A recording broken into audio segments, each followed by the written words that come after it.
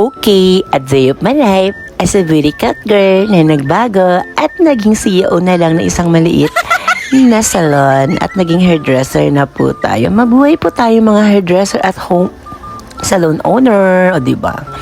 Okay, inuwi kahapon, ito ang eksena ko. So, pagising ko kinabukasan, ay malakas ang ulan. So, parang may bagyong malakas, nakakaloka. Talagang, sabi ko, pag ganyan kasi parang wala tayong gawa. At yung mga salon, syempre wala rin kita. Katulad ko na nandito pa ako sa looban. So, waiting lang naman ako sa mga post ko na may magpapagawa. So, nag-decide ako maglinis na lang ng salon. Ayan. So, nakita ko tong upuan. Natutuwa ako. Very memorable. Kasi isang friend ko ang nagbigay niyan. Kung sino ka man, dyan ka na lang. Etchos. God bless sa'yo, Ceci. Okay. So, ayan. Karamihan naman dito sa aking salon, aminado naman ako na everything is sponsor. At karamihan dyan, mga kaibigan ko yung sumusuporta. Nakakatuwa lang kasi may mga kaibigan talaga na yung pagdating sa business, sinusuportahan talaga nila ako. Kahit anong hingin ko ba sa business, binibigyan naman nila ako. Maraming salamat sa inyo mga Ceci.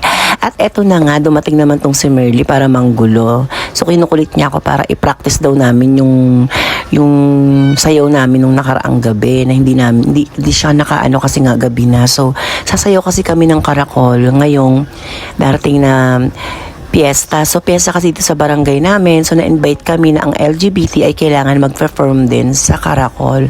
So, kailangan namin mag-practice. Meron kami hindi nakaka-practice. Ang ginagawa namin, kung may work from home, practice from home ang eksena namin. Tapos sabi ko, practice tayo. Pero biglang nag-chat si Press na may practice nga daw kami mamayang gabi. So sabi ko, sige, practicein na rin natin para mamaya, pagdating natin doon, medyo alam mo na rin yung step para hindi pa naman yung actual na may tugtog, diba? At eto na nga ang naganap. Ito na nga yung naganap kagabi. Nakita niya na parang may mga pa yellow. Ayan, parang skating si Ceci. Parang namiss niya kasi ang entrada niya ang tugtog niyan is Merry Christmas.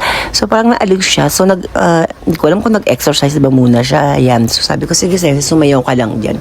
Itodo mo muna. Ayan. Pak. So parang sayo. In slow motion ko pa nga.